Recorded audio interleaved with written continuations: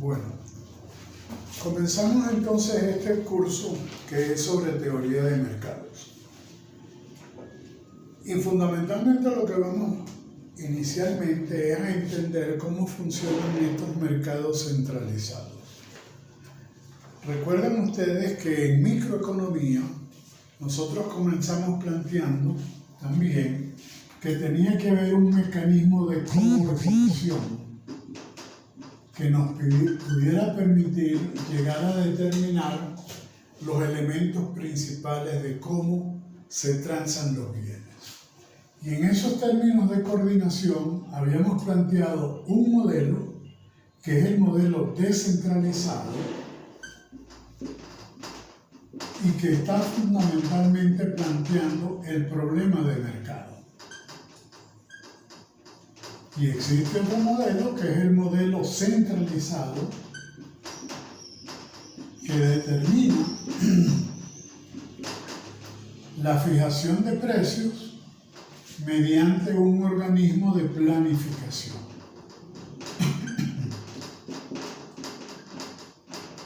El concepto que nosotros vamos a trabajar durante el curso corresponde fundamentalmente al concepto de mercado descentralizado. Y en un curso posterior nosotros pudiésemos abordar los cursos de planificación central, que son los que nos van a definir cómo se establecen precios en ese tipo de estructuras económicas y políticas. Ahora, el mercado tiene diversos tipos. Y los diversos tipos de mercado van a depender, por un lado, de qué tipo de producto nosotros estamos comercializando. Y nosotros vamos a hablar de que existen dos productos o dos categorías de productos. Aquello cuando el bien producido es homogéneo, y cuando decimos que es homogéneo, es que tiene la misma característica para todos los procesos que nosotros podamos comercializar. Por ejemplo, si nosotros hablamos de papa, pueden existir diversos tipos de papa. Vamos a decir la granola, que es una papa blanca, o una papa negra. Pero en economía la papa blanca será distinta de la papa negra.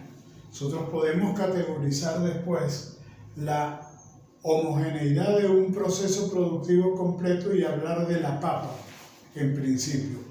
Y cuando tenemos que el bien es homogéneo, nosotros no podemos distinguir quién produce qué cosa en ese mercado. Cuando nosotros hablamos de papa, no sé si es producida en Bailadores, si es producida en Mucuchía, si es producida en Apartadero o es producida en Pueblo Llano.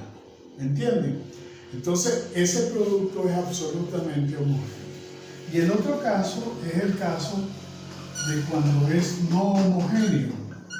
Y entonces, cuando es no homogéneo, nosotros podemos diferenciar un producto del otro.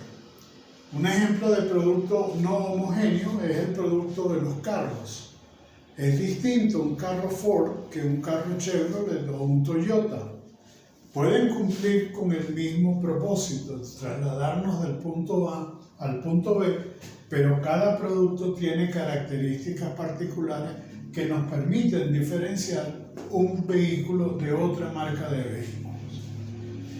Y la otra manera como nosotros podemos clasificar el mercado es dependiendo del número de empresas participantes en la industria, en el proceso de producción. Entonces, nosotros vamos a decir que el número de empresas puede estar categorizado por muchas empresas, por pocas empresas o por una única empresa. Y dependiendo de cómo estas dos categorías de clasificación interactúen entre sí, nosotros podemos llegar a determinar el mercado. Entonces, para ver esa situación, imaginemos lo siguiente. Imaginemos que nosotros tenemos el producto por esta vía y vamos a decir que es homogéneo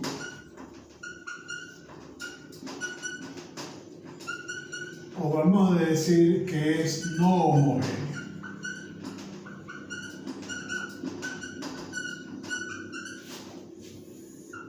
Mientras que por el lado de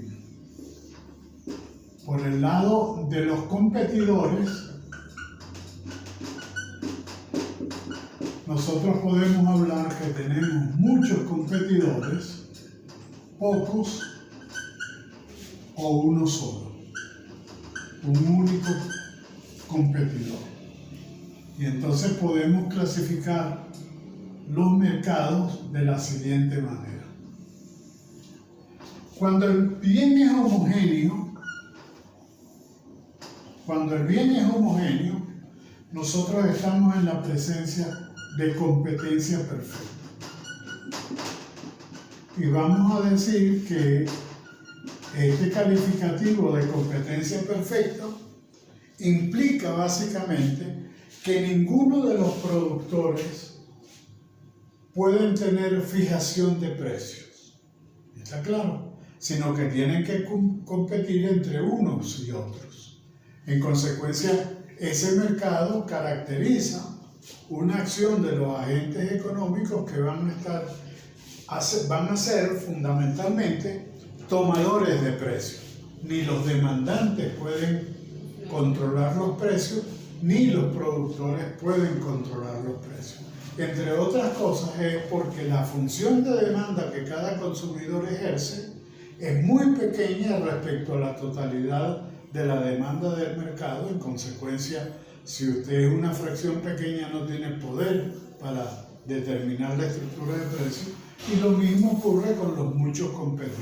Si hay muchos competidores, ninguno de ellos posee fijación de precios. El caso extremo, cuando el producto es homogéneo, es el caso de que hay un productor único y entonces nosotros estamos en el caso del monopolio. Y en el caso del monopolio, como hay un solo productor, ese productor tiene capacidad de fijación de precios en el mercado. Y vamos a ver cómo es que va a actuar esos agentes en los mercados. Por el otro lado, si el producto es homogéneo y existen pocos competidores, entonces nosotros estamos en la presencia de un oligopolio. Y entonces allí hay cierto tipo de competencia. ¿Está claro? Y nosotros podemos decir además que ese oligopolio también es un oligopolio puro. Y vamos a ver algunas de las características más adelante. Mientras que si el producto es no homogéneo, cuando existen muchos competidores, nosotros vamos a tener el caso de una competencia monopolista. Y esto lo que quiere decir es básicamente esto. Los bienes que se producen y que lo producen distintas empresas o productoras pueden ser capaces de ser diferenciadas, pero mantienen una estructura de competencia porque hay un grado de interdependencia de alguna forma entre esos productores. Les pongo un ejemplo. Mercado de los perros calientes en Mérida.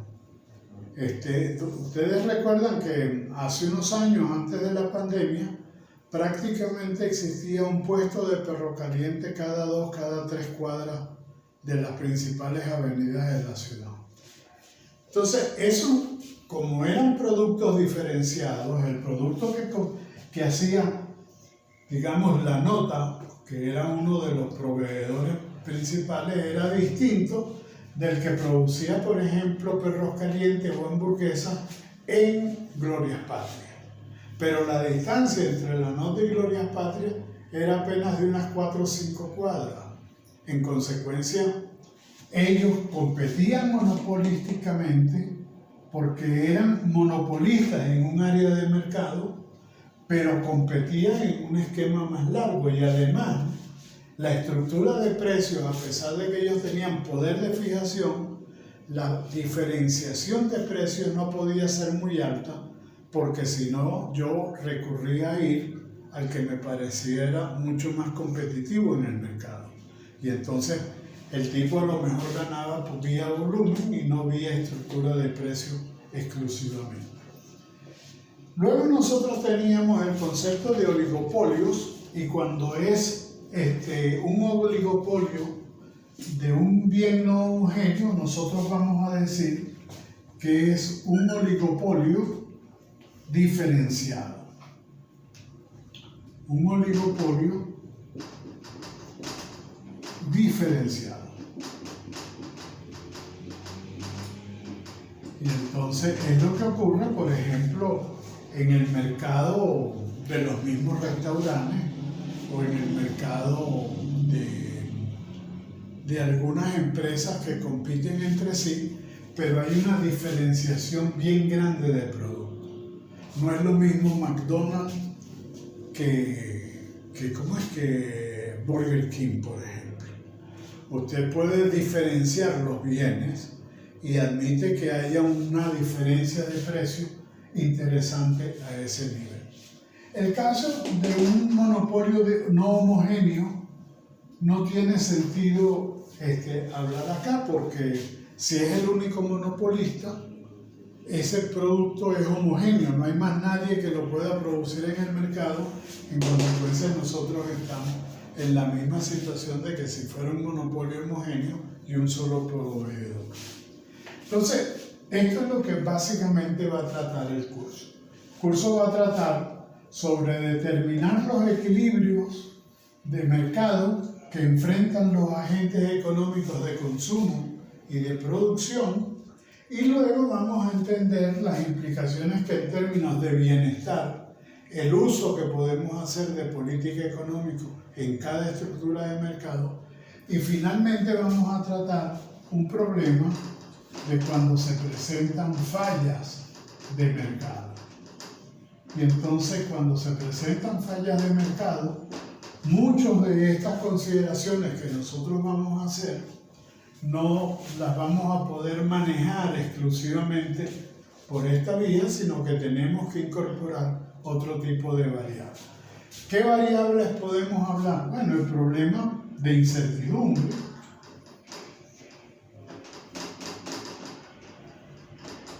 el problema de bienes públicos. Nosotros vamos a trabajar el problema de información e incluso vamos a trabajar un problema que es un problema de economía de escala, de economía o deseconomías de escala. Y vamos a ver cómo nosotros manejamos este tipo de situaciones fuera de la estructura de los mercados. Vamos a tener que incluir otro tipo de consideraciones allí. Fíjense lo siguiente. La idea principal que quiero transmitir ahorita es la idea de que existe interdependencia entre los agentes económicos. Los agentes que nosotros tenemos, los agentes económicos,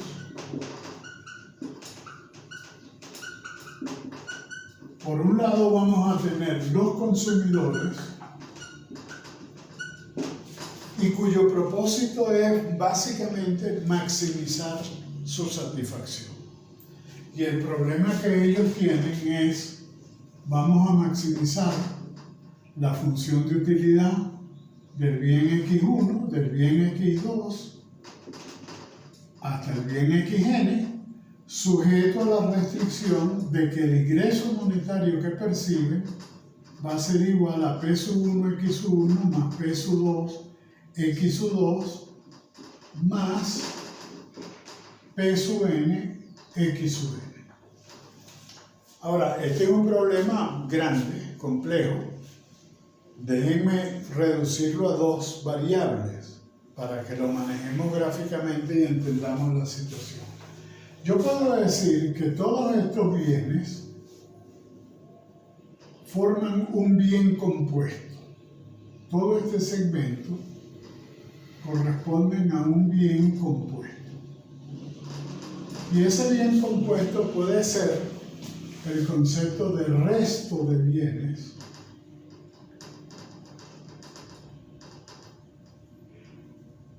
que yo requiero para satisfacer mis necesidades. ¿Está claro?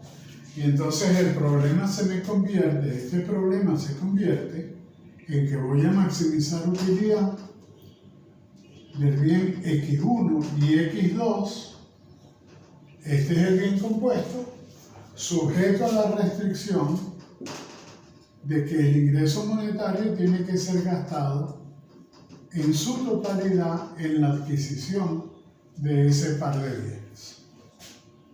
Gráficamente ustedes recuerdan lo que hacíamos y matemáticamente también. Matemáticamente formábamos un lagrangiano, íbamos y obteníamos las condiciones de primero y de segundo orden y a partir de ese equilibrio obteníamos la función de demanda. Gráficamente me interesa que recuerden que si esto era el bien X1 y el bien X2, yo tenía mi restricción presupuestaria, esto era M sobre P sub 2 y esto era M sobre P sub 1, y el punto de equilibrio correspondía en aquel punto donde la función de utilidad del bien X1 y del bien X2 para un nivel determinado que era constante tenía uno y solo un punto de equilibrio de tangencia con la función de restricción presupuestaria.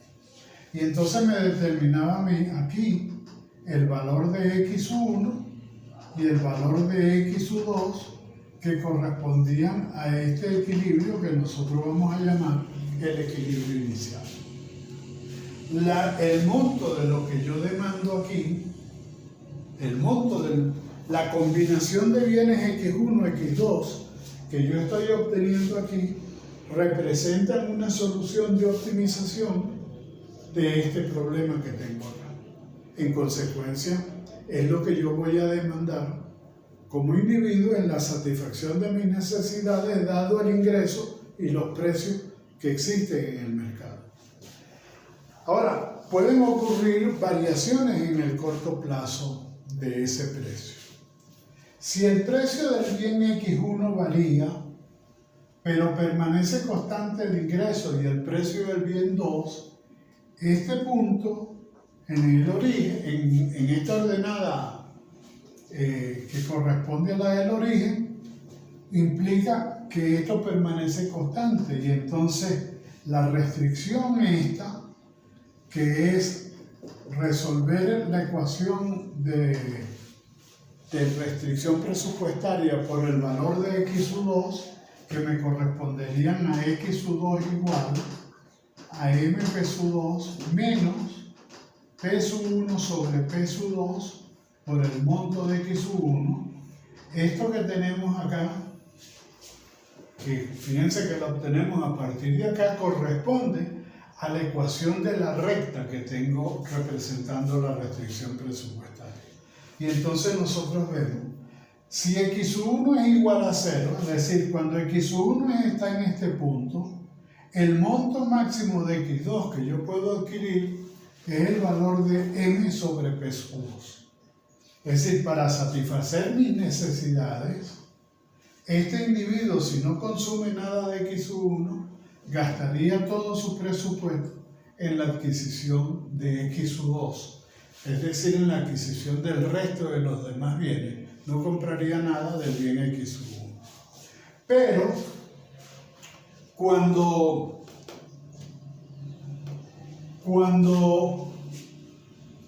el bien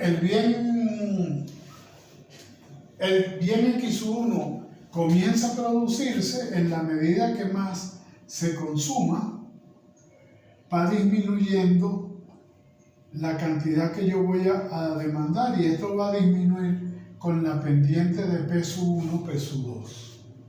que es una pendiente que está señalada por este ángulo alfa. Y fíjense ustedes que esta proporción P1, P2, como es constante, dice que toda esta situación tiene la misma pendiente. Y nosotros estamos obligados a ubicarnos sobre la restricción presupuestaria porque un punto interno sería un punto donde nos quedaría, lo compraríamos esta combinación de bienes que corresponde a este punto, pero no estaríamos satisfaciendo necesidad, estaríamos satisfaciendo en esta función de utilidad, pero esta función de utilidad es menor que esta. La máxima sería este punto que tengo acá. ¿Está claro? Entonces fíjense ustedes que si yo supongo que hay una variación en el precio de P1 y este P1 se hace menor, si el precio P1 aumentase, nosotros vendríamos a esta restricción. Entonces nosotros tendríamos que esto sería M sobre P1', y nos haríamos tangente a una función de utilidad U', que es menor que el valor de la función, vamos a poner esto sub 0, que tenemos acá. Quiere decir que al aumentar los precios yo vengo a este punto de equilibrio, pero voy a tener una satisfacción menor que la que tendría en el punto inicial. Por el contrario, si la utilidad aumenta, si el precio del bien disminuye, nosotros tendríamos una restricción presupuestaria donde M sobre P1, 2' sería este, y entonces resulta que tendríamos P1, 2' menor que P0 y sería menor que P1'. ¿Está claro? Aquí está cuando aumentó de precio, que es esta. Aquí está cuando disminuyó de precio y aquí está el valor intermedio de P1, 0. Y entonces aquí nos daríamos tangente a otra función de utilidad que sería la 2', que sería todavía mucho mayor que esta que nosotros tenemos acá. Y si unimos todos los puntos de equilibrio que tenemos allí, encontraríamos que tendríamos esta función. ¿Recuerdan ustedes que llamábamos que era la curva de precio-consumo? Y que entonces nos determinaría a nosotros los puntos de equilibrio del consumidor cuando se alteran los precios del bien permaneciendo constantes el precio y el ingreso monetario que percibe ese consumidor. Y entonces pudiéramos representar aquí abajo la función de demanda, y vamos a decir que la función de demanda del bien X1 cuando varía P1 corresponde a estas situaciones que nosotros podemos representar acá. Fíjense que este punto que está aquí corresponde a la situación cuando el ingreso monetario es calculado al precio del bien del P1 más alto. Entonces nosotros tendríamos a P1', lo tendríamos por aquí.